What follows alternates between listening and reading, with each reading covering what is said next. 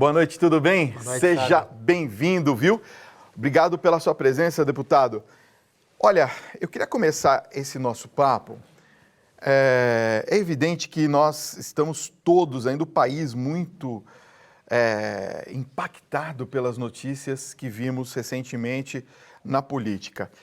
Eu queria trazer um assunto que o senhor teve uma participação muito importante, que é justamente a CPI da merenda escolar.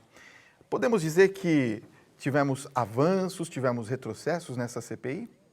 Tivemos avanços, né? O que a gente descobriu é que existia realmente um esquema de fraude operado pela cooperativa agrícola, que na verdade era uma quadrilha disfarçada de cooperativa, que fraudava o fornecimento de suco de laranja para a Secretaria de Educação do Estado. Tá. O pessoal fala em merenda, mas na verdade o produto era o suco de laranja, que era comprado como se fosse do pequeno produtor agrícola, e por causa disso a lei permitia que se pagasse um preço maior, e na verdade eles compravam esse produto a granel de grandes empresas e vendiam para o Estado como se fosse do pequeno produtor agrícola. Que coisa! E depois que vocês descobriram isso, evidentemente resolveram a questão e se tornou, na verdade, essa distribuição mais justa, não é isso?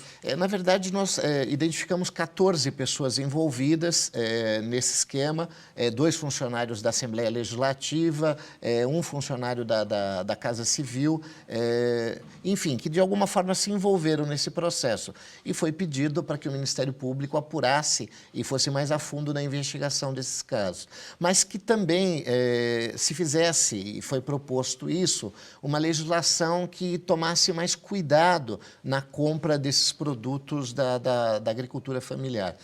A ideia da lei, que é uma lei federal, é muito boa. É você propiciar que o pequeno produtor agrícola possa fornecer produtos para merenda escolar. Só que o problema é que acaba, para quem é malandro, como foi o caso, você acaba criando uma válvula para que pessoas usem de má fé e acabem ganhando dinheiro de forma indevida nisso. Falando em má fé, vamos falar de boa fé? Olha, tem um dado aqui que tanto o deputado quanto a sua esposa participaram por 2 vezes do roteiro de fé de uma peregrinação de São Paulo até Aparecida do Norte. Como é que se dá essa relação entre fé e política na sua trajetória? Para mim, a política é serviço. Eu acho que para todo mundo que faz política pensando no bem comum, política é serviço. E acho que é um dos serviços mais nobres que tem. E eu acredito muito que a vida é serviço. A vida é dom, é presente de Deus para cada um de nós, mas ela só se realiza quando é doada. Se nós não colocamos a nossa vida a serviço dos outros, a vida não se realiza. Então, para mim, fazer política é a forma com que eu acredito que Deus me pede para servir as pessoas, para colocar o meu trabalho a serviço do bem comum, a serviço da construção da vida das pessoas. E é isso que eu procuro fazer, desde quando, na verdade, eu comecei no grupo de jovens, na pastoral de juventude, depois fazendo trabalho com favelas, com alfabetização de adultos, enfim, e com o trabalho social que a gente desenvolve hoje na área de habitação popular, na área de educação. Na verdade, o Papa Francisco é que pede, né, que todos nós estejamos engajados na política, né? É uma das maneiras mais nobres, segundo o próprio Papa Francisco, de se fazer a caridade.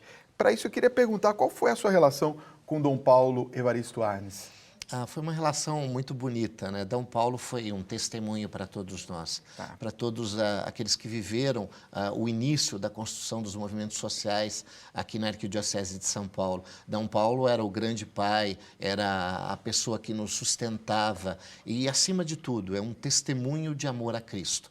A coisa que mais me impressionava em Dom Paulo era o amor que ele tinha por Jesus Cristo. E isso transparecia no dia a dia, no cotidiano da vida dele. Entendi. É claro que nós estamos passando um momento nacional, politicamente falando, de total descrédito da classe política, de uma maneira que a gente nunca tinha visto no país. Eu acredito que, para a democracia, isso se torna até, de certa forma, ruim, porque a gente não consegue mais enxergar os caminhos que estão sendo propostos. Se confundiu muito, colocou-se tudo no mesmo balaio, misturou-se tudo e já não se sabe mais quem é quem, o que pensa e de que maneira age. Eu queria te fazer uma pergunta, deputado. É possível, neste cenário, a gente visualizar um trabalho em sintonia com a doutrina social da Igreja? É possível, Fábio. Eu acredito muito que o grande problema do mundo não está na política, está no homem de uma forma geral. Tá. Nós estamos passando por um processo de desumanização das pessoas. Aquilo que a gente tinha como valores na nossa infância não são mais valores para a atual sociedade. A atual sociedade prega que você tem que se dar bem, tem que levar vantagem, não importa de que forma. E na verdade, na minha história, na minha vida, eu me dei conta que a verdade da vida não é essa. O caminho da felicidade está em fazer da vida serviço às pessoas. Porque na medida em que você se doa, que você ajuda a construir o bem comum, você constrói a tua própria vida. Deus é muito generoso e na minha vida eu sou testemunha do cêntuplo. A gente recebe 100 vezes mais do que dá. Aliás, eu acho que mais do que 100 vezes do que dá. E eu acho que na política, eu conheço muitas pessoas que na política também acreditam na mesma coisa e vivem da mesma forma. O grande problema é que a gente vive num mundo onde aquilo que é podre aparece mais do que aquilo que é bom. Então você vê, infelizmente, estampado na imprensa, pessoas que usam a política de uma forma inadequada, que usam para o seu bem próprio, que usam para enriquecer, que usam para roubar. E aqueles que fazem da política dom, que fazem da política vocação, infelizmente acabam não aparecendo. Mas graças a Deus existem muitas pessoas de bem que fazem política de forma adequada, que defendem as pessoas que representam, que ajudam o seu município, a sua região, que ajudam a construir esse bem comum que a gente acredita. Eu, por exemplo, sou muito amigo da dona Lu Alckmin. A beleza do trabalho do Fundo Social de Solidariedade do Estado de São Paulo é algo fantástico. Ela tem uma dedicação, ela se doa por inteira para construir o bem das pessoas, para em várias associações aqui da cidade de São Paulo levar cursos de formação profissional no interior, nos municípios, com as primeiras damas dos municípios. Existe muita gente boa na política, o problema é que elas acabam ofuscadas por aqueles que acabam usando a política de forma inadequada. Belíssima análise. Deputado, vou deixar o senhor tomando uma aguinha, vou dar um recado, volto já com o nosso papo que está muito interessante. Deputado, olha, são muitas perguntas que estão chegando aqui, evidentemente que são até pela questão política, até com um conflito com relação à fé, que nem estávamos conversando agora há pouco, mas eu queria, antes de fazer a pergunta dos telespectadores, falar sobre a questão da campanha da fraternidade deste ano, sobre os biomas brasileiros. Quer dizer, nós sempre temos a campanha que nos traz elementos de reflexão. Deste ano foi em defesa da vida. O senhor acredita que os atuais programas governamentais têm sido realmente eficazes na defesa da vida no nosso país? Eu acredito que não, Fábio. Eu acho que, infelizmente, não existe uma preocupação de forma adequada à própria questão da vida. E eu acho que existe uma certa confusão no mundo atual com essa história da liberdade, a liberdade da mulher de abortar, a liberdade... A pergunta é, mas para onde leva essa liberdade? Se fala muito em direitos da mulher, em direitos, enfim, em uma série de direitos que, na verdade, acabam sendo contra a vida de uma forma geral. Então, eu acho fundamental que a igreja continue nessa luta pela vida.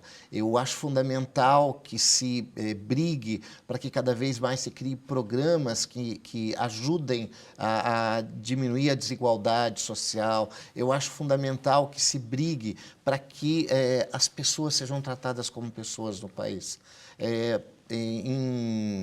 Pela bandeira, através de uma bandeira de uma falsa liberdade, de um falso pode tudo, as pessoas estão deixando coisas que são fundamentais para a própria vida.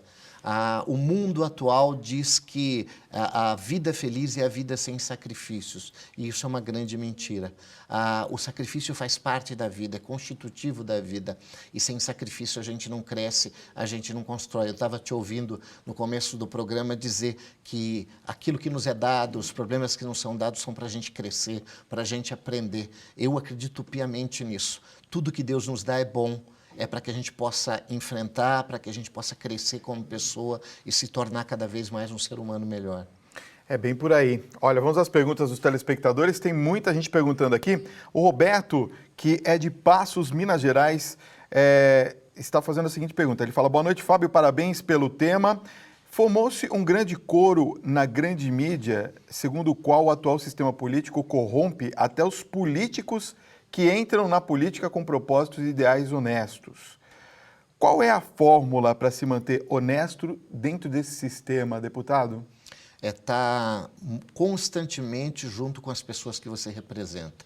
Eu faço um trabalho social com moradia, com educação há muito tempo, e eu faço cerca de 100 reuniões por mês com as pessoas que eu represento, que votaram em mim. Porque a grande questão da política, Fábio, é você ter consciência de quem você representa e quem você defende. Se você perde esse vínculo, essa relação com as pessoas que você representa, que são o motivo que te levaram a entrar na política, você acaba devagarzinho se afastando do ideal, se afastando daquilo que te moveu, que te fez ingressar na política. Você se afasta da causa que te fez virar um homem público. Então, para mim é fundamental essa relação com as pessoas, a companhia de amigos e amigas que me ajudam a cada dia a relembrar qual é o verdadeiro motivo de fazer política. Porque é verdade o que ele diz, é muito fácil na política você ser seduzido pelo discurso do poder, pelo discurso de enriquecer, pela possibilidade de fazer uma ou outra coisa falcatrua que te vai trazer uma grande vantagem econômica. Infelizmente, isso acontece com muita gente, mas tem muita gente que se mantém fiel ao seu ideal, que acredita naquilo que está fazendo. E eu, no meu caso, na minha experiência, o que me ajuda a não desviar o caminho, a me manter fiel àquilo que eu me propus a fazer, é essa relação com as pessoas que eu represento, é a relação constante com amigos e amigas que me ajudam a relembrar a cada dia qual é o verdadeiro papel do homem público nesse país. Olha só, tem uma pergunta da Márcia aqui de São Paulo que ela faz assim, ela fala: Fábio, boa noite, parabéns ao deputado. Ela diz assim: deputado, o senhor já pensou em desistir de tudo? E o que alimenta a sua perseverança? Muitas vezes a gente pensa em desistir, mas eu acredito muito que no meu caso, para mim a política é vocação. É a forma com que Deus me pede para atuar no mundo.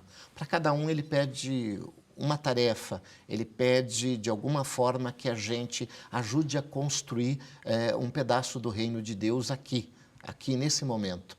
O reino de Deus não é para depois da vida, não é para depois da morte. O reino de Deus tem que ser construído aqui, nesse momento. Cristo veio ao mundo para ajudar a construir esse reino aqui. E para cada um Deus pede uma tarefa. Eu não sou responsável pelo resultado do meu sim, mas eu sou responsável pelo meu sim. E o que Deus me pede, o que eu entendo que Deus me pede, é para fazer da política vocação, a vocação para a construção do bem comum. Se eu disser não a isso, eu vou estar dizendo não a Deus, ao pedido que Ele faz, da forma que eu tenho que atuar no mundo. Incrível. Deputado Marcos Rebini, muitíssimo obrigado. Foi um prazer recebê-lo aqui no Tribuna. Eu que agradeço, Fábio. Muito bom estar aqui.